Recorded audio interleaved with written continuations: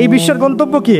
আস্তে আস্তে আবারও ইসলামী খেলাফার দিকে আসবে, নবুয়তের আদলে খেলাফা আসবে, আবার নবুয়তের আদলে খেলাফা আসবে ইনশাআল্লাহ। সভ্যতা শুরুই হয়েছে একজন খলিফা দ্বারা, সুবহানাল্লাহ। আর এই মানব সভ্যতার শেষও হবে একজন ইমামুন আদিল খলিফার হাতে।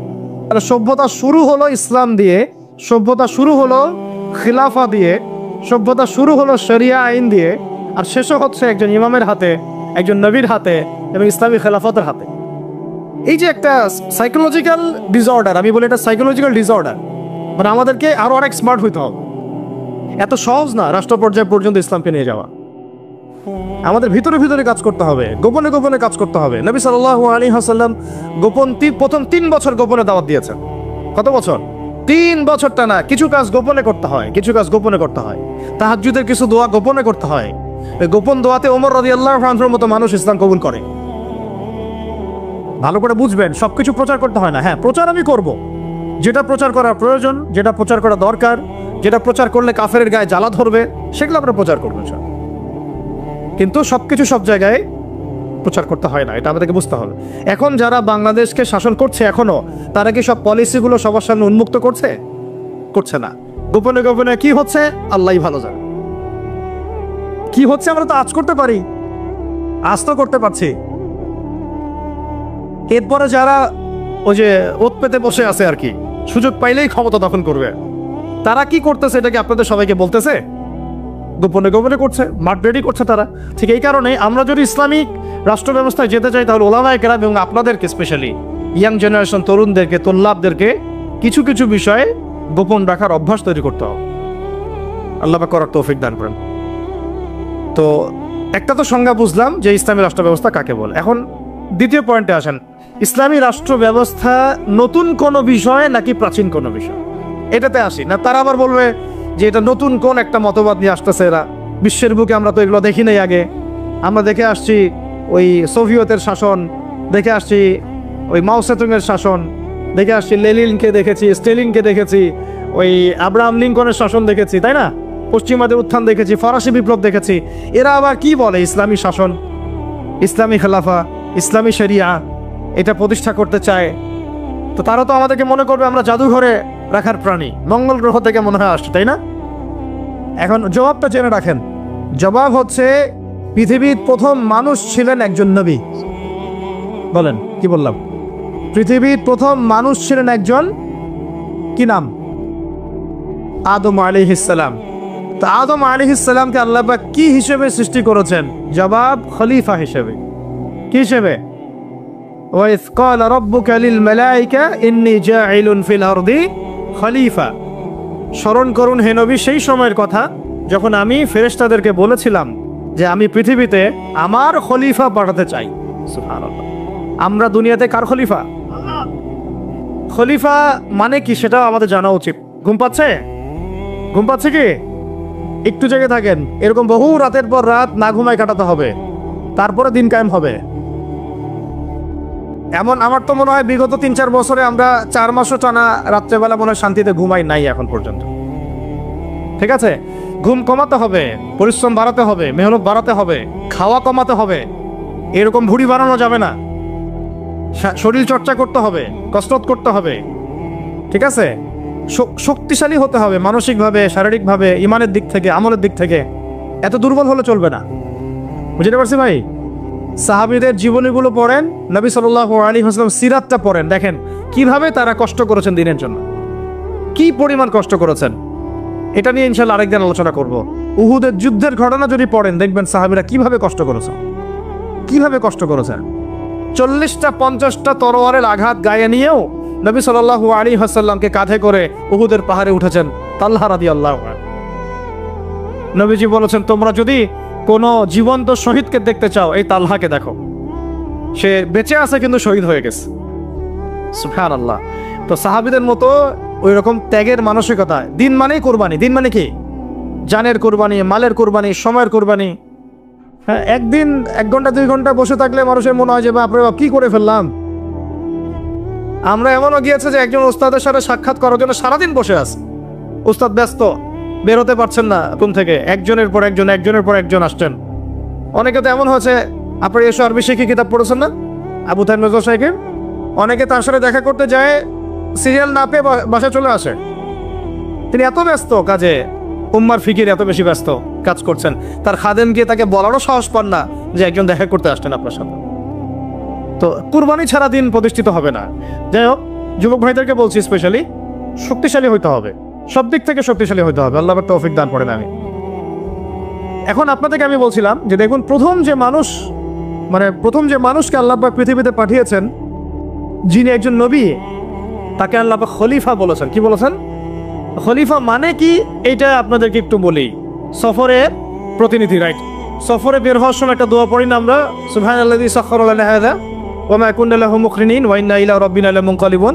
এই দোয়াটার একটা অংশে আছে আল্লাহুম্মা আনকা সাহিবু ফিস সাফারি, আল্লাহ এই সফরে তুমি আমার সাথী, আমার সাহিব, ওয়াল খলিফাতু ফিল আহলি ওয়া মালি, আর আল্লাহ তুমি আমার পরিবারের মানে আহলের এবং মালের খলিফা। সুবহানাল্লাহ।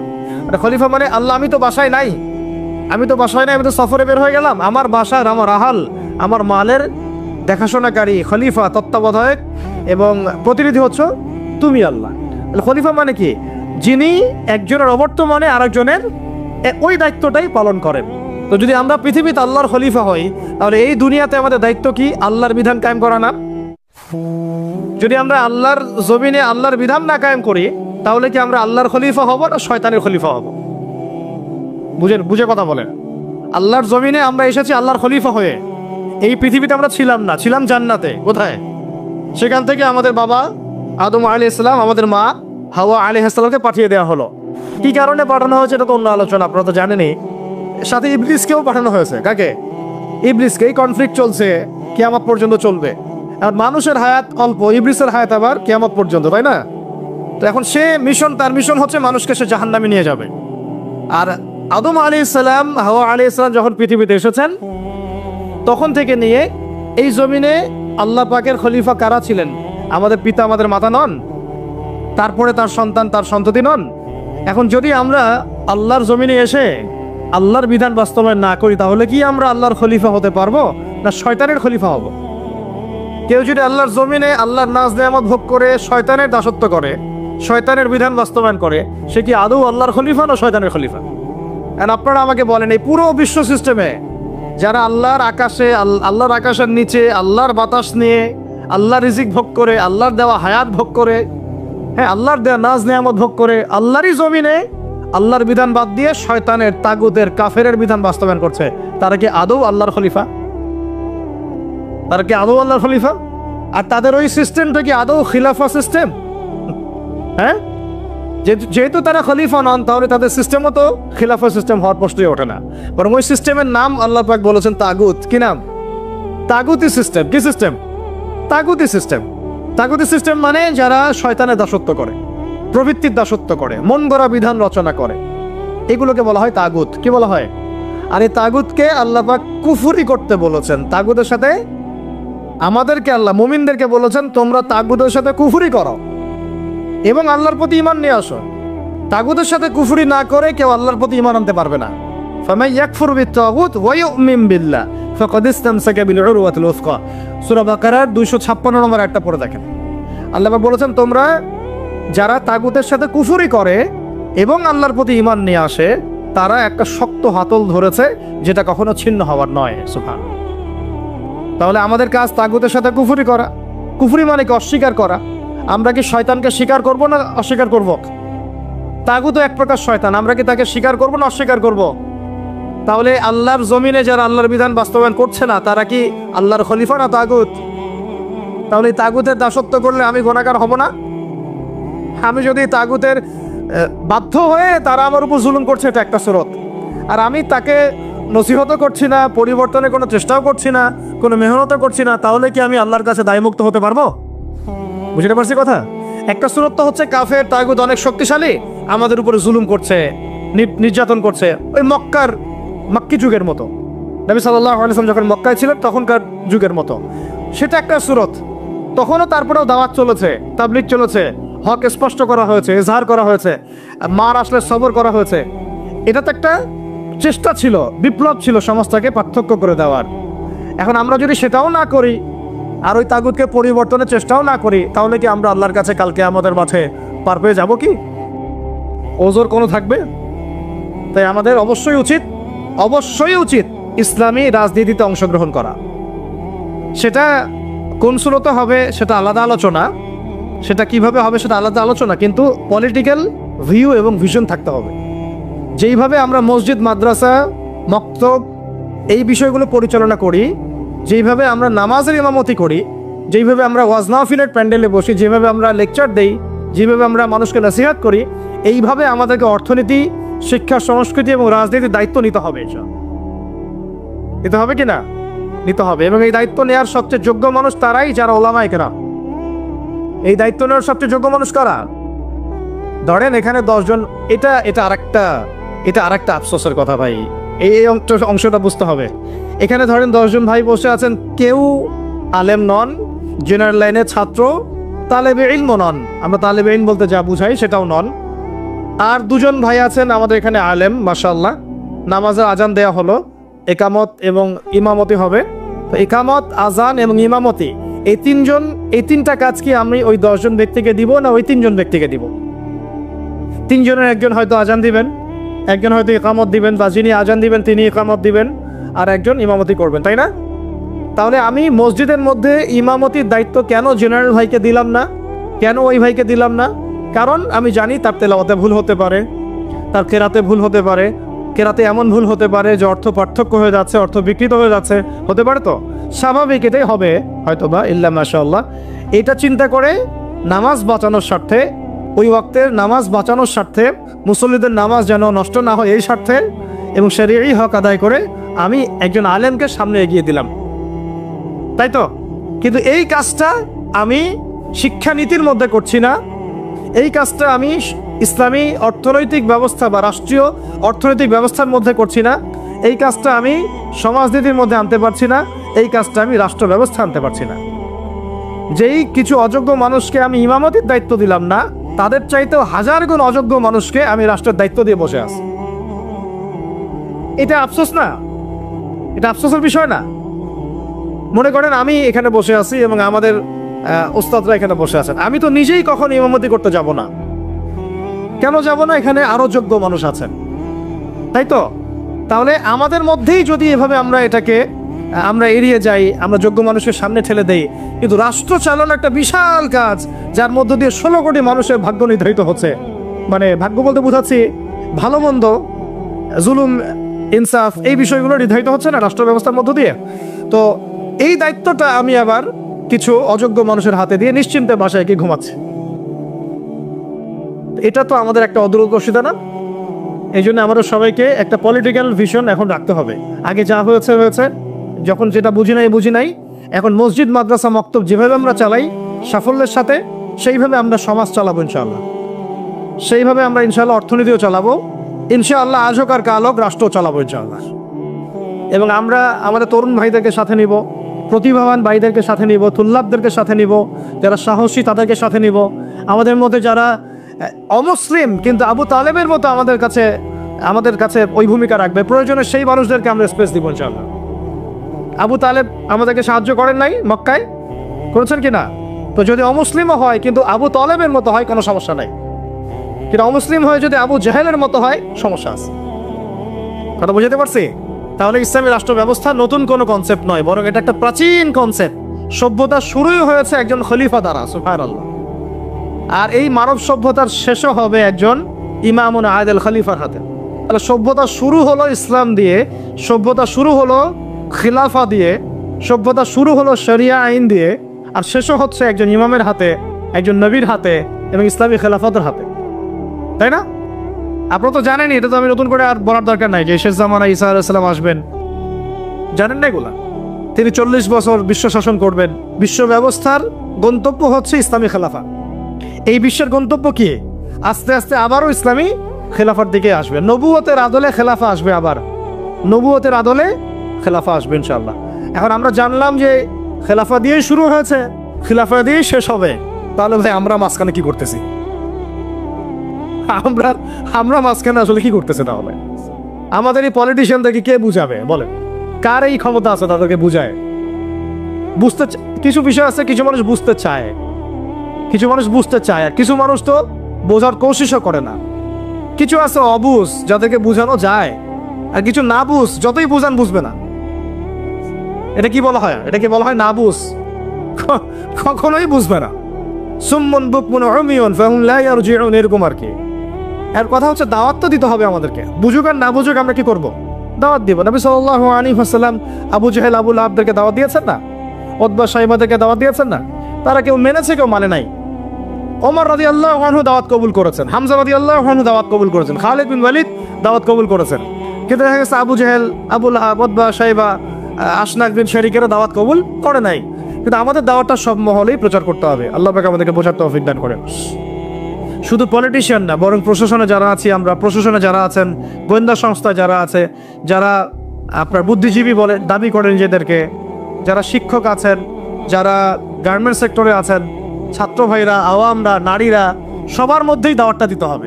শুধুমাত্র আমাদের দাড়ি টুপিওয়ালা মানুষদের মধ্যেই দাওয়াতটাকে সীমাবদ্ধ রাখলে কিন্তু চলবে না। তো তারাও সমাজের একটা বড় অংশ, তাদেরকে বাদ দিয়ে কিন্তু আমরা কাজ করতে পারছি না। আল্লাহ পাক আমাদের সব মহলে দাওয়াতের কাজ করার তৌফিক দান করে।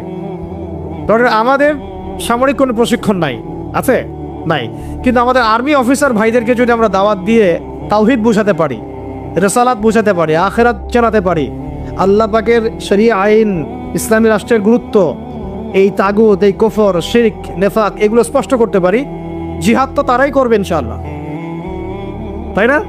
প্রশিক্ষণ তাদের আছে, তাদের ওই যোগ্যতা আছে, তাদের সেই ম্যাচুরিটি আছে, তাদের বিচক্ষণতা আছে, দেখবেন তারাই আমাদের চেয়ে ভালো যুদ্ধ করতে পারবে। তাহলে যদি আমরা আজ হোক আর কাল হোক, আল্লাহ জানেন ভালো, আমরা জানি না, যদি কোনো কুফার শক্তির সাথে আমাদের কখনো কনফ্লিক্ট হয়, তাহলে সামনে কারা থাকবে? তাদেরকেই তো রাখতে হবে। এই জন্য দাওয়াত তাদেরকেও দিতে হবে অবশ্যই। এই দাওয়াতটা আমাদের একটু ঘাটতি হয়ে গেছে বলে আমি মনে করি। অনেক ওলামায়ে কেরাম একমত হন যে আসলে সব মহলে দাওয়াতটা এভাবে প্রচার হচ্ছে না। আমরা চিন্তাটা তো এমন থাকা উচিত যে গুম হয়ে গেলেও আমি ওই সেলে বসেও দাওয়াতি কাজ করব, জেলখানায় চলে গেলে ওখানে আমি দাওয়াতি কাজ করব। এটাও সুন্নাহ, তো এটাও তো সুন্নাহ। মানে এভাবে দাওয়াতি কাজ করলে অনেক ফলাফল হয়, ফলাফল আসে। এখন বাংলাদেশে বহু আর্মি অফিসার, মেজর, কর্নেল, র্যাবের অফিসার তওবা করে ফিরে আসতেছে, পুলিশের অফিসার তওবা করে ফিরে আসতেছে, বিজিবির ভাইরা দেখবেন অনেকে মাশাআল্লাহ কঠিন প্র্যাকটিসিং মুসলিম আছে। এই সমস্ত ভাইদের কাছে আমাদেরকে দাওয়াত দিতে হবে। কিসের দাওয়াত দিব? যে ভাই আমরা মুসলিম, দুনিয়াতে একবারই আসছি, আর দ্বিতীয়বার আসতে পারবো না। যতদিন বাঁচতেছি আল্লাহর বিধান মেনে বাঁচবো, আল্লাহর বিধান দ্বারা সমাজ এবং রাষ্ট্র গড়ার চেষ্টা করবো এবং এটার পথ পদ্ধতি আমাদের সামনে স্পষ্ট আছে। আমাদের কাছে পশ্চিমা মতবাদ থেকে পথ পদ্ধতি নেওয়া লাগবে না। আমাদের কাছে পথ পদ্ধতি একদম স্পষ্ট, রূপরেখা আমাদের কি স্পষ্ট আছে। আমাদের গোপন কোনো এজেন্ডা নাই, আমাদের এজেন্ডা একদম স্পষ্ট। আমাদের সামনে নবী সাল্লাল্লাহু আলাইহি ওয়াসাল্লামের উসওয়াতুল হাসানা আছে এবং তার সিরাত মোবারক আমাদের সামনে আছে। ওইটা ধরে ধরে আমরা পথ চলবো ইনশাআল্লাহ। দেখবেন ইনশাআল্লাহ তাআলা একদিন না একদিন আল্লাহ পাকের জমিন, আল্লাহর দিন কায়েম হবে ইনশাআল্লাহ। আল্লাহ পাক আমাদের সবাইকে ওই কাফেলায় যেন কবুল করেন, আমিন। এখন এটা যে প্রাচীন মতবাদ, এটা বুঝলাম তো, আর আপনারা আমাকে উত্তর দেন দেখি। অনেক তো বলে ফেললাম। এখন নূহ আলাইহিস সালাম কি আল্লাহর খলিফা ছিলেন না? তিনি কি কোনো শয়তানি মতবাদ চালু করেছিলেন? নাউযুবিল্লাহ। ইব্রাহিম আলাইহিস সালাম তিনি কি মানব রচিত আইন চালু করেছিলেন? নবী মূসা আলাইহিস সালাম, ঈসা ইবনে মারইয়াম, আমাদের নবী মুহাম্মদ সাল্লাল্লাহু আলাইহি ওয়াসাল্লাম, তিনি কি মানব রচিত বিধান চালু করেছিলেন নাকি আল্লাহর বিধান দ্বারা রাষ্ট্র পরিচালনা করেছেন? আর আমাদের সমাজের মানুষরা এতই পাক্কা মুসলমান, মাশাআল্লাহ, এত পাক্কা মুসলমান যে নামাজের পদ্ধতিতে সে এক চুল ছাড় দিতে চায় না। একদম 100% সুন্নাহ মাফিক নামাজ পড়তে হবে তার, সহিহ নামাজ। ঠিক আছে, এই সহিরও তো অনেক ধরন আছে, ভেরিয়েন্ট আছে আর কি। কিছু আছে আবার সহিহ সুরতেই জয়ীফ। ঠিক আছে, বলতেছে সহিহ, ওইটাই যে আবার একটা জয়ীফ আকীদা, ওটা সে বুঝতে পারতেছে না। ওইটা আলোচনা না আমাদের। কথা হচ্ছে আমরা নামাজের ক্ষেত্রে দেখা যায় অনেক সময় খুব সতর্ক যে 100% আমি নবী সাল্লাল্লাহু আলাইহি ওয়াসাল্লামের সুন্নাহ মাফিক নামাজ পড়তে হবে। কিন্তু সেই নবী মুহাম্মদ সাল্লাল্লাহু আলাইহি ওয়াসাল্লামের সুন্নাহ মোতাবেক শিক্ষা ব্যবস্থা করা যায় না, তারপরে সংস্কৃতি সাজানো যায় না, ওই নবীর সুন্নাহ অনুযায়ী অর্থনীতি সাজানো যায় না, ওই নবীর সুন্নাহ অনুযায়ী রাষ্ট্র সাজানো যায় না, রাজনীতিও করা যায় না। এই যে একটা জাহালাত, দেখে কত মুসলিম, কত পাক্কা মুসলমান আমরা। আমাদের চেয়ে বড় মুসলমান কি আছে নাকি পৃথিবীতে কোথাও? হ্যাঁ বলেন। যারা ব্যক্তি জীবনে একদম চুল ছেঁড়া সুন্নতের অনুসরণ করতে চায়, নামাজে, রোজায়, হজে, জাকাতে, এমনকি যারা তাগুত, যারা কুফফারদের দাসত্ব করে, যারা ভারতের দালালি করেছে, যারা পশ্চিমাদের দাসত্ব করেছে, এরাও যদি উমরা করতে যায় আমাদের কাছেই মাসালা জিজ্ঞাসা করবে, এই মাসালাটা কি এইভাবে, ওইটাকে এইভাবে, এটা কি এমন করে, সেটা কি এমন করে। ওইখানে সে কোনো ছাড় দিতে রাজি না, বিষয়টা তাই না? কিন্তু সেই ব্যক্তি যখন আবার অফিসে বসছে, চেয়ারে, ব্যাংকের চেয়ারে বসছে, সুদ আর সুদ, সুদ আর সুদ, সুদ আর সুদ। ওই ব্যক্তি যখন সমাজের নেতা, তখন দেখবেন দুনিয়ার সব মানবরচিত বিধান দিয়ে সে সমাজ পরিচালনা করার চেষ্টা করতেছে। ওই ব্যক্তি সাংস্কৃতিক অঙ্গনে দেখে ভারতীয় সংস্কৃতি, বিজাতীয় সংস্কৃতি, পশ্চিমা সংস্কৃতি দাসত্ব করে। ওই ব্যক্তি আবার দেখেন রাজনীতি করতে গিয়েছে, সব ওই জাতীয়তাবাদ, না হলে গণতন্ত্র, না হলে ওই কি কমিউনিজম, আর ওই যে তথাকথিত একটা আছে ধর্মনিরপেক্ষতাবাদ, 4 ধর্ম মিলেই এক। নাউযুবিল্লাহি মিন যালিক। তো এগুলো নিয়ে, এই মতবাদগুলো নিয়ে আরেকদিন কথা বলবো ইনশাআল্লাহ। এগুলো প্রত্যেকটা মতবাদের মধ্যেই মারাত্মক রকমের কিছু কিছু কুফর আছে এবং শিরক আছে। আর ডেমোক্রেসি বলতে তারা যেটা বোঝাচ্ছে, আর প্রকৃত ডেমোক্রেসি আসলে এমন নয়। তারা যেটা চর্চা করছে এটা হচ্ছে একটা তথাকথিত গণতন্ত্র, এটা প্রকৃত গণতন্ত্র নয়। যদি আপনি প্রকৃত গণতন্ত্রের উদাহরণ নিতে চান, যে জনগণের উপর ন্যায় বিচার করা হবে, তাদের অধিকার নিশ্চিত করা হবে, তাহলে সবচেয়ে জাজল্যমান দৃষ্টান্ত হচ্ছে মদিনা রাষ্ট্র, নবী সাল্লাল্লাহু আলাইহি ওয়াসাল্লামের মদিনা রাষ্ট্র। ওখানে কি জনগণের উপর জুলুম হয়েছে? জনগণ মত প্রকাশ করে নাই, মত প্রকাশে স্বাধীন ছিল না। এমনকি উমর রাদিয়াল্লাহু আনহুর মতো মানুষ দাঁড়িয়ে খুতবা দিচ্ছেন, একজন মিম্বরের সামনে থেকে বলে বসলেন যে আপনার গায়ে 2টা জামা কেন, আমাদের গায়ে একটা জামা। আপনি আগে অ্যান্সার দেন, জবাব দেন যে আপনার গায়ে 2টা জামা কিভাবে আসলো, তারপরে খুতবা শুরু করেন, তারপরে খুতবা শুনবো। এইরকম কি আমাদের রাষ্ট্রের মধ্যে সম্ভব? গণতন্ত্র যদি বলতে চান তাহলে ওমর রাদিয়াল্লাহু আনহুর এই স্টেটমেন্ট শুনেন। তিনি বলেছিলেন যে ইরাকের ফোরাত নদীর তীরেও যদি কোনো ছাগলের বাচ্চা যদি না খেয়ে মারা যায়, আমি ওমর ভয় করি যে আল্লাহ পাক কিয়ামতের দিন আমাকে জবাবদিহি করাবে। তাহলে কোনটাকে আপনি গণতন্ত্র বলছেন, কোনটাকে ইনসাফ বলছেন? পৃথিবীর কোনো অমুসলিম পর্যন্ত অস্বীকার করতে পারবে না যে উমর রাদিয়াল্লাহু আনহুর 10 বছরের খেলাফত ছিল বিশ্বের শ্রেষ্ঠ শাসন ব্যবস্থার একটা। কেউ অস্বীকার করতে পারবে? তারপরেও সেটা আমরা মানছি, খাতা কলমে লিখছি, পরীক্ষা পাশের জন্য লিখছি, বাস্তবে কোনো ইমপ্লিমেন্ট নাই। ইমপ্লিমেন্টের প্রশ্ন আসলেই ভয় দেখানো হয়, আরে আমেরিকা তেড়ে আসবে, আরে ইসরায়েল কি বলবে, ভারত আমাদের উপর খেপে যাবে। আমাদের সাথে আল্লাহ আছেন, আমাদের সাথে রাসূলের সুন্নাহ আছে, আর আমরা তো জীবন দেওয়ার জন্যই জন্ম নিয়েছি। আমরা তো একটা শাহাদাতের জন্য সারা দিনটা দোয়া করতে থাকি আল্লাহর কাছে। তাহলে কাকে ভয় পাচ্ছি আমরা? আর যাদের সাথে আল্লাহ থাকে তাদেরকে কোনো শক্তি কি পরাজিত করতে পারে? ওই রোমানদেরকে মুসলিমরা রাসূল সাল্লাল্লাহু আলাইহি ওয়াসাল্লামের যুগের পরে পরাজিত করে নাই? মুতার যুদ্ধে, ইয়ারমুকের যুদ্ধে ওই পারস্যের সম্প্রদায়কে খালিদ বিন ওয়ালিদ রাদিয়াল্লাহু আনহু, সাদ ইবনে আবি ওয়াক্কাস তারা পরাজিত করেন নাই? তাহলে কাদেরকে ভয় করি আমরা? এই মুশরিকদের কথা বলছেন? ওই দালালরা ছাড়া, তাদের অভ্যন্তরীণ দালালরা ছাড়া তারা আমাদের কিছুই করতে পারবে না। অভ্যন্তরীণ দালালরা ছাড়া তারা আমাদের কিছুই করতে পারবে না। আমাদের দুশ্চিন্তার জায়গা কাফেরদের না, আমাদের দুশ্চিন্তার জায়গা হচ্ছে মুনাফিকরা। আমাদের দুশ্চিন্তার জায়গা কুফাররা নয়, বরং আমাদের দুশ্চিন্তার জায়গা কোনটা? মুনাফিকরা। এই মুনাফিক মুক্ত, দালাল মুক্ত সমাজটা গড়েন, দেখবেন যে ইসলামী শরিয়া অর্ধেক কায়েম হয়ে গেছে ইনশাআল্লাহ। কিন্তু এটা তো আমরা ব্যর্থ হলাম। এখন পর্যন্ত দেখছি যে সব জায়গায় তারা ঘুরে বেড়াচ্ছে, তাই না? সবার আগে উচিত ছিল এই কেসাসগুলো বাস্তবায়ন করা। তো কেসাস শব্দই তো মানুষ শুনে নাই, বুঝে না, জানে না।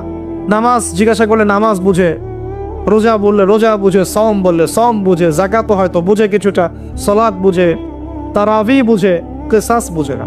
কেসাস মানে মুগ্ধকে যে হত্যা করেছে তাকেও হত্যা করতে হবে, নাম কেসাস। এই ভাষায় কথা বলা দরকার ছিল আমাদের। খুনের বিচার এইসব শব্দ বাদ দেন, শব্দগত বিপ্লবের দরকার, শব্দগত বিপ্লবের দরকার আছে, ভাষাগত আদর্শের বিপ্লবের দরকার আছে। ওরা একটা শব্দ বলবে, আমাদেরকে কাউন্টার শব্দ বলতে হবে। ওরা যদি বলে আমরা ধর্মান্ধ, আমাদেরকে বলতে হবে এরা হচ্ছে সেকুলার অন্ধ, এরা নাস্তিক অন্ধ, এরা বামান্ধ। ওরা যদি আমাদেরকে মৌলবাদী বলে, আমরা ওদেরকে কাউন্টার শব্দ প্রয়োগ করব। ওরা আমাদেরকে বলে কি বলে, আর কি কি শব্দ বলে বলেন? হ্যাঁ, জঙ্গি টঙ্গি বলে, আমরা বলবো এরা দালাল। এরা কি? এরা দালাল। ওরা যদি কাউকে জঙ্গি বলে, আমরা বলবো সে মুজাহিদ। সে কি? মুজাহিদ। ওরা যদি বলে ইসলামী আইন সেগুলো শেখেলে, আমরা বলবো ইসলাম চির আধুনিক, ইসলাম চির আধুনিক। ওরা বলেছে আমাদেরকে যে হত্যার বিচার, তো হত্যার বিচার শব্দ তো অতটা মনের মধ্যে আঘাত করে না, কিসাস শব্দ আঘাত করে। কিসাস আল্লাহর দেওয়া শব্দ, চোখের বদলে চোখ, দাঁতের বদলে দাঁত, জানের বদলে জান। এটা কি বাস্তবায়িত হয়েছে? আপনারাই বলেন তো, এই জুলাই বিপ্লবের পরেও কি হয়েছে? অথচ আমরা গতকালকে নিউজে দেখলাম সিরিয়াতে কয়দিন আগে একটা ঘটনা ঘটেছে, দেখলেন না? যে সিরিয়ার বাশার আল আসাদ পতন ঘটিয়ে মুজাহিদ ভাইরা সেখানে গিয়েছে এবং সেটা আলহামদুলিল্লাহ সেটাকে আবার পুনরুদ্ধার করতে সক্ষম হয়েছে। এই 24 দিনের মধ্যে তারা ওদের 36টা বড় বড় যারা জালেম ছিল ওদের বিচার করা শেষ ওদের। আর আমার দেশে কত বছর লাগতে পারে এগুলো করতে? এই যে জিনিসগুলো কেন হচ্ছে না, কেন হবে না? কারণ আমরা ইসলামী শরিয়া বা ইসলামী আইনটাকে বাস্তবায়ন করতে পারি নাই। ইসলামী শরিয়া আইন থাকলে এটা ইনস্ট্যান্ট ব্যাপার ছিল, ইনস্ট্যান্ট দেন কেসাস।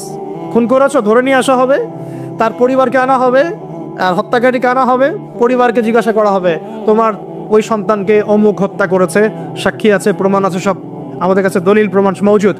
তুমি কি তাকে মাফ করতে চাও? তুমি কি তাকে মাফ করে মুক্তিপণ নিতে চাও, না তার কেসাস চাও? দুটো অপশন দেওয়া হবে। যদি পরিবার বলে যে আমি মুক্তিপণ চাই, আমাকে 100 উটের মূল্য দিলে হবে বা এটা, তাহলে ওই ব্যক্তির বেঁচে থাকার সুযোগ আছে, ও ছাড়া পেয়ে গেল। যে খুন করেছে সে মাফ পেয়ে গেল, কারণ পরিবার তাকে মাফ করে দিয়েছে। অনেক ঘটনা এমনও ঘটেছে যে হ্যাঁ আমি তাকে মাফ করব যদি সে কোরআনে হাফেজ হয়, তাহলে জেলখানায় গিয়েছে, পুরো কোরআন হিফজ করেছে, তারপর সে ছাড়া পেয়েছে, এমন ঘটনা ঘটেছে ইসলামী শরিয়ার মধ্যে। আর যদি সে বলে না আমি আমার ছেলের বিচার চাই, কেসাস চাই, যেভাবে আমার ছেলেকে হত্যা করা হয়েছে ঠিক সেইভাবে আমি তার কেসাস চাই, ওইভাবেই ইসলামী আদালত তার কেসাস বাস্তবায়ন করুন। একেবারে কোর্ট মার্শাল শেষ, এত সময় লাগে না। চুরি করেছে প্রমাণিত হলে জুমার নামাজ শেষ, চোরদেরকে সামনে রাখা হবে, চোখ বন্ধ করে চোখ বেঁধে ফেলা হবে, হাত রাখা হবে, বাকি যারা ল বাস্তবায়ন করবেন তারা থাকবেন, উপস্থিত কিছু জনতাও থাকবে। ইনস্ট্যান্ট কবজি পর্যন্ত হাত কেটে ফেলা হবে, চোরের বিধান শেষ। জনগণ দেখলো চুরি করলে এই বিধান, আরও কি চুরি বাড়বে না কমবে? নিশ্চয়ই বাড়বে। কি মনে হয় আপনাদের? জেনা করেছে, যেটা জেনা একদম কমন আমাদের সমাজে, জেনা রন্ধে রন্ধে ঢুকে দেওয়া হয়েছে। কি স্কুলে, কি কলেজে, কি ইউনিভার্সিটিতে খালি জেনা। এটার শাস্তি 100 বেত্রাঘাত, তাও জনসমক্ষে। প্রমাণিত হয় অবিবাহিত, পরকিয়া, দেবর ভাবি, শালিদুলা ভাই, চলতেছে না এগুলা? কম না বেশি বলেন? প্রচুর প্রচুর, আশঙ্কাজনক।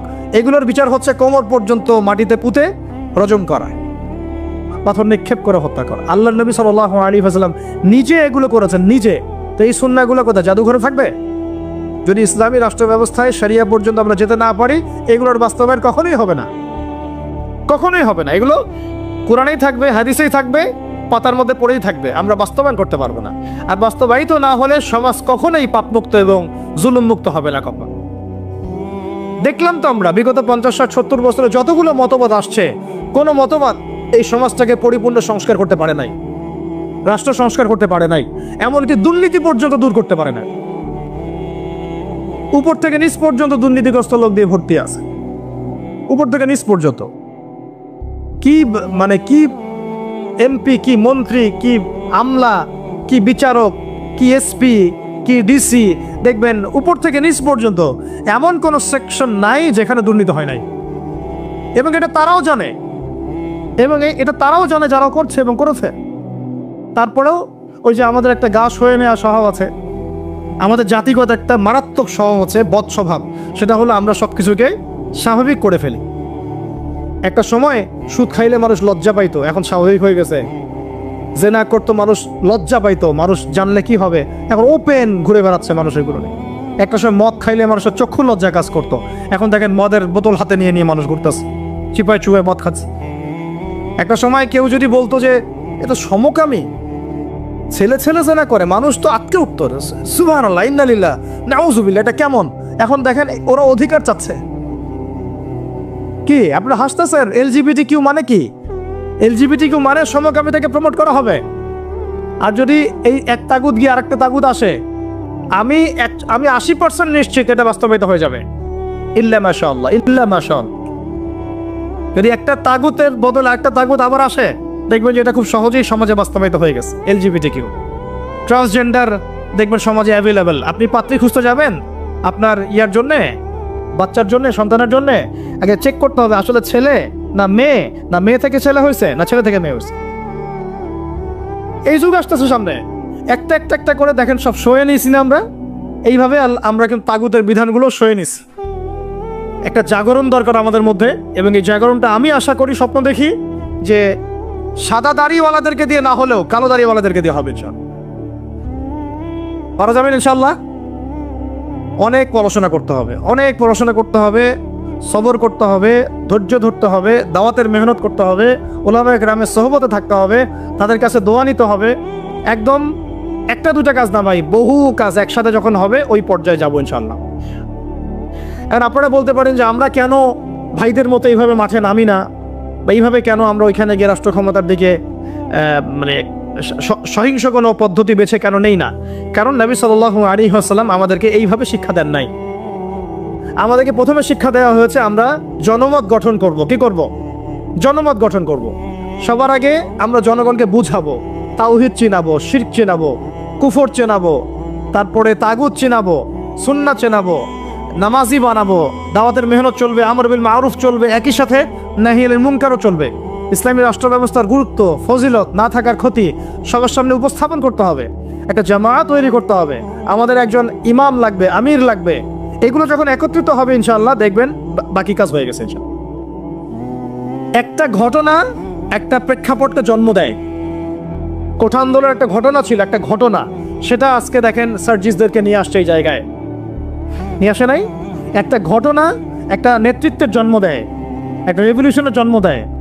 শাপলা চত্বর ছিল একটা ঘটনা যেটা পারত বাংলাদেশে এই রাষ্ট্র ক্ষমতা ইসলামকে নিতে, কিন্তু কেন জানি আমরা পারি নাই। হয়তোবা আল্লাহ পাক আরো ভালো কোনো পদ্ধতি আমাদের জন্য রেখেছেন হয়তোবা। তবে কোনো কোনো ঘটনা আমাদের সামনে আল্লাহ পাক ঘটান যেগুলোর মধ্য দিয়ে একটা রেভলিউশন হয়ে যেতে পারে।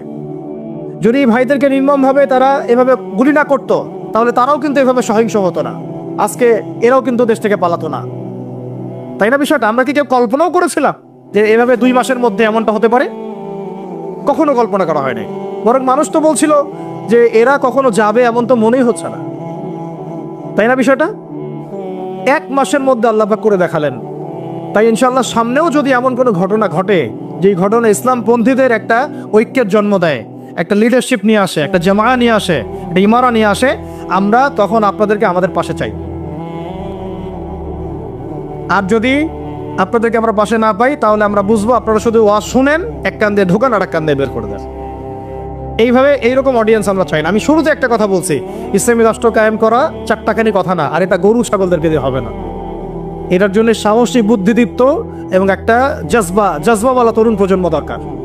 আবেগও থাকতে হবে আমাদের। অনেকে বলে যেটা আবেগই কথা না, আবেগও থাকতে হবে। কারণ অনেক সময় আবেগ মানুষকে সাহসী ভূমিকা রাখার ব্যাপারে সহায়তা করে। আমরা যদি মাঠে থাকি, মাঠ মানে আবার ফেসবুক না। আপনি 1 মাস ফেসবুক চালায়েন না, একটা পোস্টও দিয়েন না, মানুষ বলবে যে আপনি তো মাঠে নাই, আপনাকে যে হুজুর মাঠে দেখি না। মানে তাদের কাছে মাঠ মানে কি? ফেসবুক। আমি মাঠ মানে বোঝাচ্ছি ময়দান মানে এই রুট লেভেল পর্যন্ত, টপ থেকে রুট লেভেল পর্যন্ত আমাদেরকে থাকতে হবে। মসজিদে, মাদ্রাসায়, মক্তবে, সংগঠনে, অ্যাসোসিয়েশনে, এই মিটিংয়ে, সিম্পোজিয়ামে, তালিমে, দার্সে, সব জায়গায় এটা মাঠ। মাঠ মানে শুধু ফেসবুক না। কথা বুঝতে পারছি ভাই? আর আমরা যদি ওই সুযোগটা আরেকবার দেই তাদেরকে, আমরা যদি এই সুযোগটা তাদেরকে আরেকবার করে দেই নীরব থেকে, হিকমতের দোহাই দিয়ে বা ভয় পেয়ে, তাহলে আমার এই কথাটা মনে রাখেন, আল্লাহর কসম, এখন হেলিকপ্টারও চলে ওয়াজ, আর এইখানে ওয়াজ, ওইখানে ওয়াজ, এই গাড়ি চড়া সব বন্ধ হয়ে যাবে। একটাও বাকি রাখবে না তারা, একটাকেও বাকি রাখবে না এবার, যদি তারা কেউ আসতে পারে। তাদের এর জায়গায় যদি কোনো গভর্নমেন্টও আসে তবুও আমাদের একটাকেও বাকি রাখবে না। তাই কোনো স্পেস তাদেরকে দেওয়া যাবে না, সুযোগ নাই। এখন আমাদেরকে ওই জায়গায় যেতে হবে। আল্লাহ পাক আমাদের যাওয়ার তৌফিক দান করে। এখন লম্বা হয়ে যাচ্ছে, আর 2টা পয়েন্ট বলে আমি শেষ করবো। ধৈর্য আছে কি? আর 3টা পয়েন্ট। একটা হচ্ছে এই রাষ্ট্র ব্যবস্থাটা আমাদের নবীজি করে দিয়ে গেছেন না, যান নাই? তাহলে আমাদের সামনে নবী সাল্লাল্লাহু আলাইহি ওয়াসাল্লামের দেয়া পথ পদ্ধতি আছে কি নাই? আছে। আর আমরা একটু জানি, কয়েকটা পয়েন্ট জানি যে এটার ফজিলত কি কি হতে পারে। এত কয়েকটা পয়েন্ট বলতেছে। দেখেন, ইসলামী রাষ্ট্র ব্যবস্থা থাকলে আমরা আল্লাহর জমিনে আল্লাহর কোরআনের আইনগুলো বাস্তবায়ন করতে পারবো, এক নাম্বার, তাই না? আর এটা কত বড় ইবাদত সেটা উলামায়ে কেরামদের কাছ থেকে জেনে নিয়ে, এটা যে কত বড় একটা ইবাদত যে আল্লাহর জমিনে আল্লাহর বিধান চলতেছে, এটার যে সামাজিক ফজিলত এটা বলে শেষ করা যাবে না। 2 নাম্বার, সমাজে আমরা সর্বপ্রথম নামাজ কায়েম করতে পারবো। নামাজ কি কায়েম আছে? ঐচ্ছিক, পড়লে পড়েন, না পড়লে নাই, তাই না? কিন্তু মাস্ক আপনাকে পড়া লাগবে করোনা হইলে, তাই না? বিষয়টা সরকার বলবে মাস্ক পড়তে হবে, না হলে তো জরিমানা। কিন্তু আপনি নামাজ বাধ্যতামূলক মুসলিমদের করা হচ্ছে না। ইসলামী শাসন ব্যবস্থা থাকলে নামাজ বাধ্যতামূলক, মুসলিমদের কথা বলছি, বালেগ যারা নামাজের যোগ্য হয়েছেন। তারপরে পর্দার বিধানটাকে আমরা বাস্তবায়ন করতে পারবো। সমাজে ফিতনা কমে যাবে, জিনা কমে যাবে, ব্যভিচার কমে যাবে, যত রকম এই যে স্টার জলসা, জি বাংলা, পর্নোগ্রাফি, হাবিজাবি যা আছে এগুলোকে আমরা বন্ধ করে ফেলতে পারবো কি না? তারপরে জাকাত ভিত্তিক অর্থ ব্যবস্থা আমরা চালু করতে পারবো। জাকাত বাধ্যতামূলক রাষ্ট্রের পক্ষ থেকে আদায় করা হবে, সমাজের দরিদ্র মানুষদের কোনো কষ্ট থাকবে না এসব। তারপরে আমরা আরও অনেক কিছু, যেমন আমরা উলামায়ে কেরামদের একটা সিকিউরড লাইফ নিশ্চিত করতে পারবো। যেমন প্রত্যেকটা মসজিদ, প্রত্যেকটা মাদ্রাসা এগুলোকে রাষ্ট্রীয়করণ এবং এগুলোকে ভাতার ব্যবস্থা করা। তারা যদি পুলিশদেরকে দিতে পারে, র্যাবকে দিতে পারে, ডিজিএফআইকে দিতে পারে, আর্মিদেরকে দিতে পারে, উলামায়ে কেরাম বাদ যাবে কেন? উলামায়ে কেরামদের জন্য কেন কোয়ার্টার থাকবে না? কেন সরকারি গাড়ি থাকবে না? কেন বেতন ভাতা থাকবে না? কেন থাকবে না? থাকা উচিত ছিল কিনা? বরং তারাই তো আমাদেরকে পথ দেখাচ্ছেন, আলোর পথ। তো এই যে বৈষম্য না, এগুলো বৈষম্য। তারপরে আরও দেখেন, প্রাইমারি স্কুলে আমি আমার বাচ্চাকে কোরআন শিক্ষা বাধ্যতামূলক করতে পারবো না? এখন কি বাধ্যতামূলক আছে? এটা নিয়ে তো আমার অনেক লেকচার শুনেছেন। অনার্স মাস্টার্স পাসও যদি আপনি কোনো স্টুডেন্টকে ধরেন, 100 জনের মধ্যে দেখা যায় 10 জনও ঠিকমতো কোরআন তেলাওয়াত করতে পারে না। আমরা বলছি এটা ইসলামিক রাষ্ট্র, আমার ইসলামিক রাষ্ট্রের মুসলিমরা কোরআন তেলাওয়াত করতে পারে না, এটা কেমন হলো? তাহলে কোরআনের শিক্ষাটা আমরা বাধ্যতামূলক করতে পারতাম। তারপর শুধু তাই না, হাই স্কুল লেভেলে আমরা আমাদের ভাইদেরকে আরবি ভাষা শেখাতে পারতাম, নাহু সরফ শেখাতে পারতাম, এবং তারাও কোরআনের তর্জমা করার যোগ্যতা অর্জন করতো। অনার্স লেভেলে গিয়ে, মাস্টার্সে গিয়ে তারা এমন হতো হাদিসের এবারত পড়তে পারছে, এরাব দিতে পারছে, মাশাআল্লাহ। কেউ হয়তো ইফতা দিয়ে ফেলছে, কেউ হয়তো দাওরা হাদিস দিয়ে ফেলছে। এমনও করা সম্ভব ছিল, এখনো সম্ভব। এটা কি হয়েছে? অথচ আপনি দেখবেন সমাজের 75% মানুষ জেনারেল শিক্ষিত। এই বেশিরভাগ মানুষকে আমি ইসলাম শেখাতে পারছি না, শুধু ইসলামী শিক্ষা ব্যবস্থা না থাকার কারণে। ইসলামী শিক্ষা ব্যবস্থা থাকতো তাহলে এই সমস্যাটা থাকতো না। ঘরে ঘরে তখন হাফেজ থাকতো, ঘরে ঘরে আলেম তৈরি করা যেত। অন্তত পক্ষে ফরজে আইন তো তারা জানতো, নিজের ইমামতি করার যোগ্যতা তো সে অর্জন করতো, নিজের বাবার জানাজা তো করতে পারতো। এখন কি সেটা হয়? অথচ তারা কিন্তু মুসলিম, কালিমা পড়া। ইসলামী রাষ্ট্র ব্যবস্থা থাকলে আমরা এই যে সুদ খাচ্ছি, নাউজুবিল্লাহ, মায়ের সাথে যে জেনা করা হচ্ছে, তাই না? এটা তো নতুন হাদিস না, আপনারা তো জানেনই। সুদের সবচেয়ে নিচের শাখাটাই তো হচ্ছে মায়ের সাথে কি করা? জেনা করা। সবচেয়ে উঁচু শাখা কি? আল্লাহ এবং তার রাসূলের সাথে যুদ্ধ করা। তো এখন আমরা তো সবাই দায়ী করতেছি। যেহেতু ইসলামী রাষ্ট্র ব্যবস্থা নাই, তাই এখানে সুদভিত্তিক ব্যাংকিং সিস্টেম চলছে। ইসলামী রাষ্ট্র ব্যবস্থা থাকলে আমরা এটাকে কমিয়ে ফেলতে পারতাম। আমরা কৃষিভিত্তিক অর্থনীতি, দুর্নীতিকে কমাতে পারতাম, আমরা জাকাত আদায় করতে পারতাম, আমরা সাদাকা ভিত্তিক অর্থনীতি নিতে পারতাম, ডুয়েল কারেন্সি আনতে পারতাম, আরও অনেক কিছু করতে পারতাম। এটা নিয়ে আলাদা আলোচনা, ইকোনমির আলোচনা অনেক গভীর। এটা আপনি এখন করতে পারবেন না। বরং এই জায়গাগুলোতে যত রকম দুর্নীতি, ঘুষ, সুদ সব ভর্তি হয়ে যাবে। ভালো মানুষ সে যে লাভ হচ্ছে না তো, কারণ আমি এখানে নামাজ পড়ছি, এখান থেকে বের হয়ে গিয়েই সুদ খাচ্ছি। এই জন্যই তো দোয়া কবুল হচ্ছে না, এবার তো স্বাদ পাচ্ছি না। আল্লাহ পাক আমাদেরকে সুদমুক্ত জীবনযাপন করার তৌফিক দান করুন। ইসলামী রাষ্ট্র ব্যবস্থা থাকলে পরে এই যে কাদিয়ানিরা আবারও খতমে নবুয়তকে চ্যালেঞ্জ করতে পারতো না, তাই না? আপনারা তো জানেন, কেউ যদি নবী সাল্লাল্লাহু আলাইহি ওয়াসাল্লামকে গালি দেয়, তার স্ত্রীর চরিত্র নিয়ে কথা বলে, আছে না এমন কিছু? তার শাস্তি কি? আলেমদের কাছ থেকে জেনে নিয়েন। একদম কতল। ও যদি তওবাও করে তবুও কতল। তওবা করেছে তবুও শিরচ্ছেদ করতে হবে। এর বাইরে কোনো কি নাই, কোনো দণ্ডই নাই। করতে পারবেন আপনি বাংলাদেশে? এখন পারবেন না। ইসলামী রাষ্ট্র ব্যবস্থা নাই, তাই ইসলামী রাষ্ট্র নাই। তাই বরং যদি আপনি তাদের বিরুদ্ধে কিছু বলেন বা কেউ যদি এগ্রেসিভ হয়ে নিজের হাতে দায়িত্ব তুলে নিয়ে এই কাজটা করে ফেলে, তাহলে তাকে ওই জেলে ঢুকে রেখে দেবে, যাবজ্জীবন কারাদণ্ড দিয়ে দিবে, ফাঁসি দিয়ে দিবে। অথচ সেই ব্যক্তি একজন বীর পুরুষ, যে নবী সাল্লাল্লাহু আলাইহি ওয়াসাল্লামের শানে কটূক্তিকারীকে হত্যা করেছে, ও আমাদের আগে জান্নাতে যাবে ইনশাআল্লাহ। সে হচ্ছে রসুলের প্রকৃত আশেকে রসুল। আমাদের চোখে সে একজন কি অপরাধী, তাই না? এই হলো সেকুলার রাষ্ট্র এবং অনইসলামিক রাষ্ট্রের, ইসলামী রাষ্ট্র না থাকার কুফল এগুলো একটা। তো যাই হোক, এখন আপনারা জানেন শাতেম, এটাকে বলা হয় শাতেমে রাসূল। তা শাতেমে রাসূলের শাস্তি যদি এটা হয়, তাহলে যে নবুয়ত দাবি করতেছে ওর কি শাস্তি হয়? আপনারা বলেন তো কোনটা বড় অপরাধ? দেখি বুদ্ধি কত আপনাদের। কেউ একজন নবী সাল্লাল্লাহু আলাইহি ওয়াসাল্লামকে গালি দিচ্ছে, এটা তো মহাপাপ, বিশাল অপরাধ, হত্যাযজ্ঞ। আর একজন গালি দেয় নাই, কিন্তু সে নিজেই নিজেকে নবী দাবি করতেছে নবী সাল্লাল্লাহু আলাইহি ওয়াসাল্লামের পর।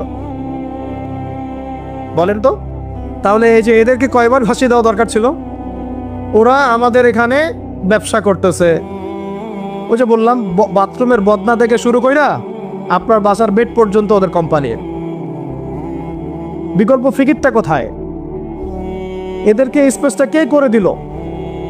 তো নিশ্চয়ই মুসলিম রাষ্ট্রের প্রধান। আর মুসলিম রাষ্ট্রের যারা দায়িত্বশীল ছিল তাদেরকে রাষ্ট্র ক্ষমতায় উঠিয়েছে কারা? গরু, ছাগল, হাঁস, মুরগি, না আমরাই, নাকি জিনরা উঠাই নিয়ে গেছে ক্ষমতায়? তাহলে এই সমস্ত তাদের কৃতকর্মের সমস্ত পাপের দায়ভারের একটা অংশ আমার কাছে আসবে কি না কিয়ামতের মাঠে? ব্যাস, দেওয়ার জন্য প্রস্তুতি নেন তাহলে। এখন বাংলাদেশের মানুষের এটা, আমাদের দেশের মানুষের এটা হচ্ছে একটা প্রাপ্য। এই জুলুমগুলো আমাদের প্রাপ্য, কারণ আমরাই জালেমদেরকে উপরে উঠাইছি।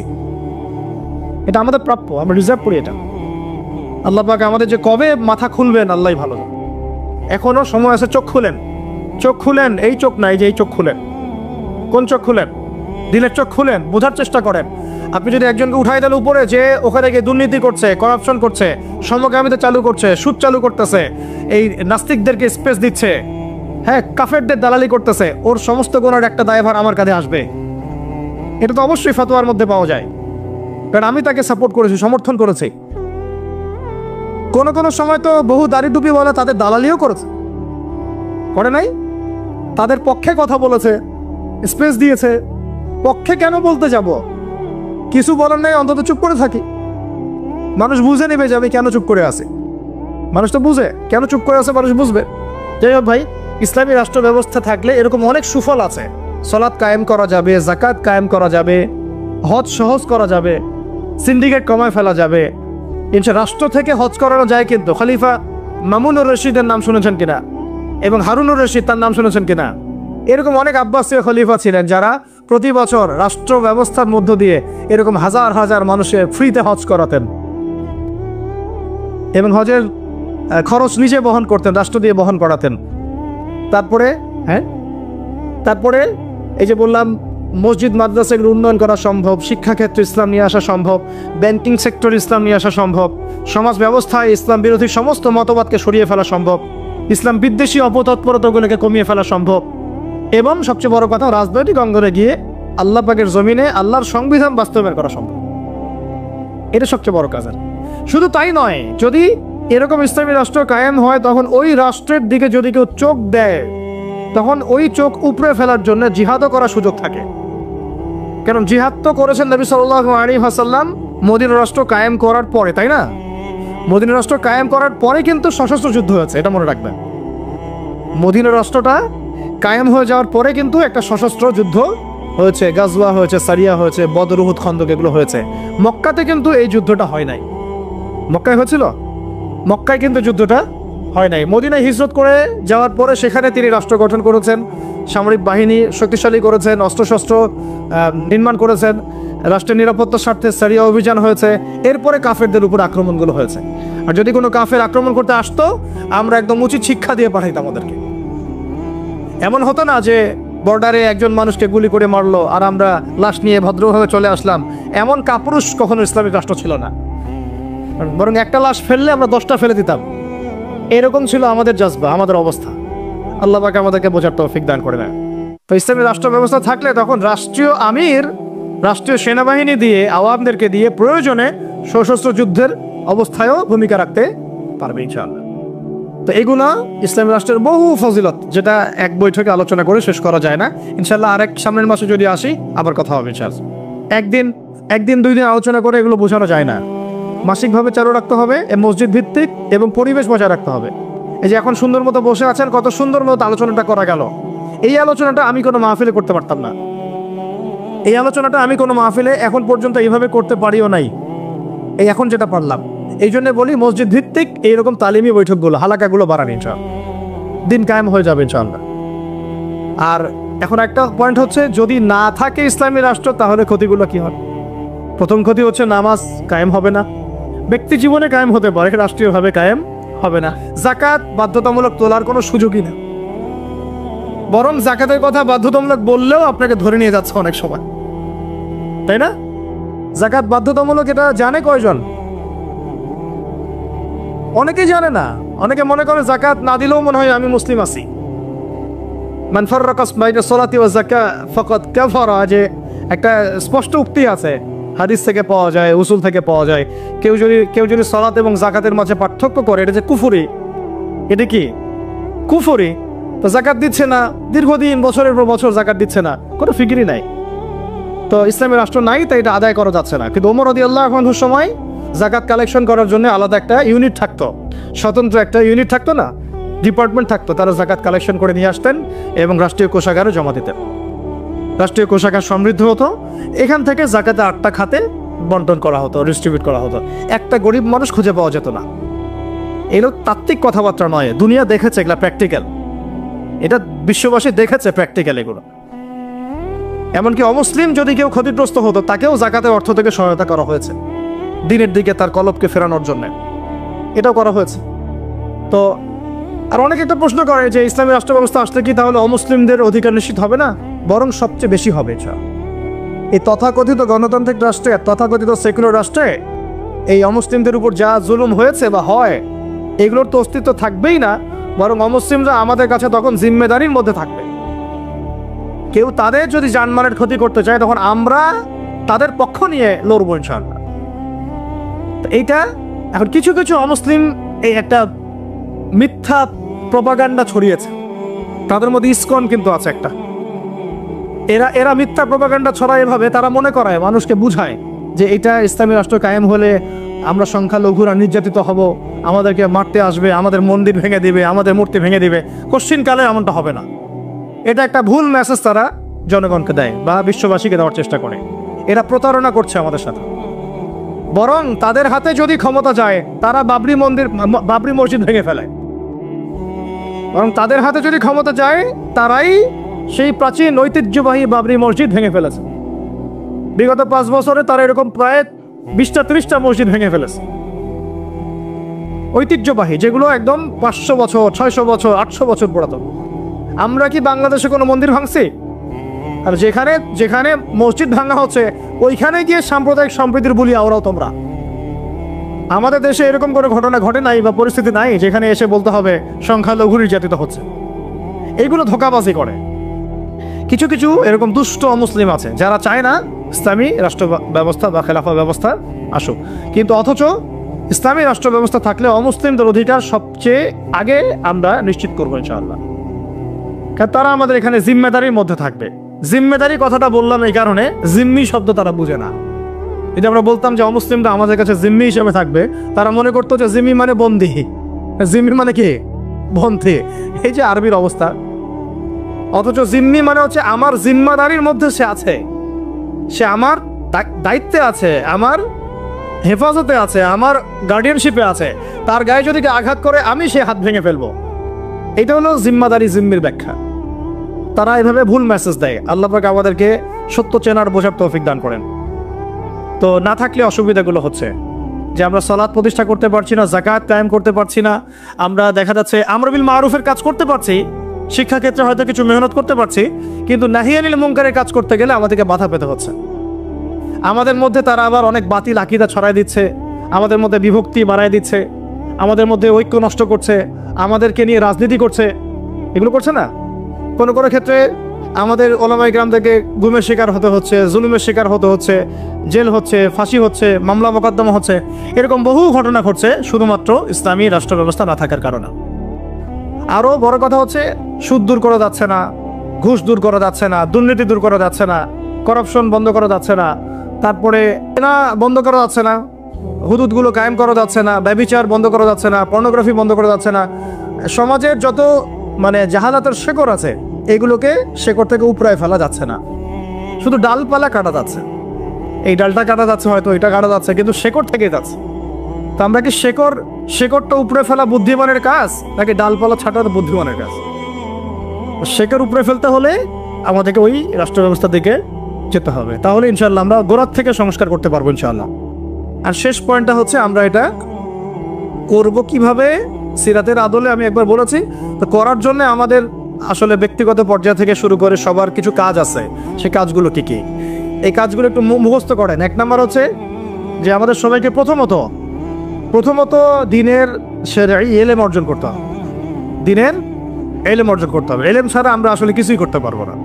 এবং ইলমটা আংশিক ইলম অর্জন করলে চলবে না, একটা পরিপূর্ণ ইলম আমাকে অর্জন করার চেষ্টা করতে হবে। এটা একদিনের বিষয় নয়, লেগে থাকতে হবে, সবর করতে হবে, ধৈর্য ধরতে হবে, আদব বজায় রাখতে হবে, আখলাক ঠিক রাখতে হবে, উলামায়ে কেরামের সোহবত লাগবে, এই বিষয়গুলো দরকার আছে। তারপরে ইনশাল্লাহ আমরা আলেম না হতে বললেও তালেবে ইলম হবো ইনশাল্লাহ। সবাইকেই তালেবে ইলম হইতে হবে, এক নম্বর। দুই নম্বর হচ্ছে শুধুমাত্র তাত্ত্বিক কথাবার্তা নয়, বরং আমলে নিজেকে প্রমাণ করতে হবে, আমলটাতে নিজেকেই প্রমাণ করতে হবে। আর আমলের ক্ষেত্রে একবারে বেশি বোঝা চাপিয়ে না নিয়ে অল্প অল্প করে আস্তে আস্তে সামনে আগানো, আল্লাহ তৌফিক দান করে নেয়। 3 নম্বর হচ্ছে রিজিক হালাল করে ফেলতে হবে। হারাম রিজিকের মানুষদেরকে দিয়ে দিন কায়েম সম্ভব হবে না, ঠিক আছে? 3 নম্বর, যত রকম সুদ ঘুষ আর এই এনজিও যেগুলো আছে এগুলো থেকে নাম কাটায় ফেলেন, আল্লাহর রাস্তায় নাম কাটায় ফেলেন। 4 নম্বর হচ্ছে যে আমরা সৎ কাজে আদেশ করি, মাশাআল্লাহ, এটা তো আমাদের মধ্যে চালু আছেই, তাবলীগে মেহনত চালু আছে, সব ঠিক আছে। অন্যায় কাজে নিষেধটাকে বাড়াতে হবে, অন্যায় নিষেধটাকে বাড়াতে হবে। সৎ কাজে আদেশের সাথে সাথে অন্যায় নিষেধটা বাড়াতে হবে, বরং এটা বেশি জরুরত হয়ে গেছে এখন। অন্যায় প্রতিবাদ না করলে, বাধা না দিলে এরা লাই পেয়ে যাবে। পাশে কনসার্ট হচ্ছে, আমরা যদি এখানে বয়ান করতে থাকি ফায়দা নাই। যদি আপনারা এখান থেকে 10 জন 50 জন গিয়ে ওকে বন্ধ করেন তখন ফয়দা আছে। আর ওই ফয়দাটা কিন্তু এককেন্দ্রিক ফয়দা না, আপনার ফয়দা ভোগ করছে পুরো এলাকার মানুষ। ওই ধুমধারাক্কা গান বাজাতো পুরো এলাকা কলুষিত হচ্ছে, পুরো এলাকার মানুষকে পাপ করতে হচ্ছে, পুরো এলাকার মানুষের ঘুম নষ্ট হচ্ছে। আর আমি যদি ওদেরকে গিয়ে খালি মিষ্টি মিষ্টি দাওয়াত দেই, দেখা যাবে সে ওটাকে গায়ে লাগাবে না। যদি আমরা ঐক্যবদ্ধভাবে প্রতিবাদ করি, বন্ধ হয়ে যাবে। তাই আমর বিল মারুফের সাথে নাহি আনিল মুনকার থাকতে হবে, প্রত্যেকটা মসজিদ ভিত্তিক, এলাকা ভিত্তিক, এবং উলামায়ে কেরাম তার নেতৃত্ব দিবেন ইনশাআল্লাহ। মাশওয়ারা করে আগানো, মাশওয়ারা ছাড়া আবার না যাওয়া। তবে এখানে সাহসিকতার পরিচয় দিতে হবে, কারণ যারা পাপ করে, জুলুম করে, ওদের মন এমনি দুর্বল থাকে, একটু ধাক্কা দিলে দেখবেন কাঁপাকাঁপি শুরু করছে, এরকম হয়। আল্লাহ পাক আমাদের বোঝার তৌফিক দান করেন। একটা বিষয় বলতে চাই যে পারিবারিক মূল্যবোধগুলোকে ঠিক করে ফেলা এবং সন্তান সন্ততিদেরকে মুজাহিদ হিসেবে মানুষ করতে শুরু করা। যদি পরিবার দেখা যায় যে অনেক বোঝানোর পরেও বা অনেক চেষ্টা করার পরেও আপনার আইডিওলজির সাথে ম্যাচ করছে না বা কোনোভাবেই পেরে ওঠা যাচ্ছে না, সেক্ষেত্রে আমি বলি প্রয়োজনে আসহাবুল কাহাফ হয়ে যান, প্রয়োজনে আসহাবুল কাহাফ হয়ে যান। তারপরেও নিজের লক্ষ্য থেকে বিচ্যুত হবেন না। বাচ্চাদেরকে একদম ডিনামাইট করে আগামী দিনের ওমর, হামজা, খালিদের মতো মানুষ করতে হবে, ঠিক আছে? একদম তাদেরকে নিয়ে কোনো ছাড় দেওয়ার কোনো সুযোগ নাই। নিজের ঘরটা হবে একটা ইসলামী রাষ্ট্র, মানে আপনার ঘরই একটা রাষ্ট্র, ওইখানে আপনার হুকুম চলে। কার হুকুম চলে? আল্লাহর হুকুম চলে, রাসূলের হুকুম চলে, এবং আপনি তার প্রতিনিধি। আপনি হচ্ছেন আপনার ঘরে আল্লাহর খলিফা, ঠিক আছে কথা? এরপরে প্রয়োজন হচ্ছে উলামায়ে কেরামদের ঐক্য, যেটা নিয়ে আমরা বারবার কথা বলছি। ইনশাআল্লাহ এই ঐক্য হয়ে যাবে ইনশাআল্লাহ। হ্যাঁ, উলামায়ে কেরাম তো সব বুঝেনি মাশাআল্লাহ। কিছু বিষয় থাকে, এটা হয়তো মনস্তাত্ত্বিক কিছু বিষয় থাকতে পারে, আবার কখনো কখনো ভুল বোঝাবুঝি হয়, কখনো কখনো হতে পারে অনলাইনের কারণে একটা ফিতনা ক্রিয়েট হয়। হয়তো দুজনের সাথে কোনো খারাপ সম্পর্ক নাই, কিন্তু অনলাইনের কারণে, ইউটিউবিং, ফেসবুকিংয়ের কারণে দূরত্ব সৃষ্টি হয়ে গেছে, এমন হয় না? এই জন্য এদেরকে নিয়ন্ত্রণ করতে হবে। এটা বলতে ভুলে গেছিলাম, মিডিয়া নিয়ন্ত্রণ করতে হবে। মিডিয়া নিয়ন্ত্রণ না করলে আপনি দিন কায়েম করতে পারবেন না। মিডিয়াগুলোকে কন্ট্রোল করতে হবে এবং আমাদের স্বতন্ত্র মিডিয়া তৈরি করতে হবে। আমাদের স্বতন্ত্র মিডিয়া তৈরি করতে হবে। আর এই পশ্চিমা মিডিয়া, সেকুলার মিডিয়াগুলোর এই দিক থেকে চোখ ফিরিয়ে নিতে হবে। এদের কথা শোনা যাবে না, এদের কথা শোনাও যাবে না, এদের পত্রিকা পড়াও যাবে না।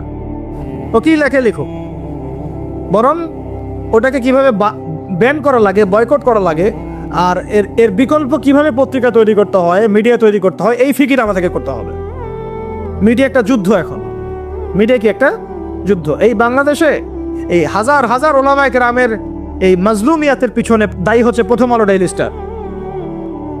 কিন্তু আমরা ওদেরকে বন্ধ করতে পারলাম। এই যে বললাম যে ওই পর্যায় পর্যন্ত না গেলে আপনি এটা করতেও পারবেন না। পারবেন একা একা যদি আমি ওখানে গিয়ে মিছিল করি, ওকে বন্ধ হবে? ভাঙচুর করলে দেখবেন ওর প্রতি আবার সিম্পেথি তৈরি হবে। আহারে বেচারাকে এভাবে মাইট দিল, ওর অধিকার নিশ্চিত করার জন্য দেখা যাবে 10 প্লাটুন বিজিবি মোতায়েন করে দিচ্ছে আর কি। তখন আপনি কি করবেন? তো এইটা আমাদেরকে ওই পর্যায়ে গিয়ে করতে হবে। আল্লাহ পাক আমাদেরকে করার তৌফিক দান করে। আর আপাতত আমাদেরকে বিকল্প মিডিয়া তৈরি করতে হবে এবং ওদের এইসব প্রোপাগান্ডায় কোনোভাবেই কান দেওয়া যাবে না। এইসব সেকুলার মিডিয়াগুলোর প্রোপাগান্ডায় কোনোভাবেই কান দেওয়া যাবে না।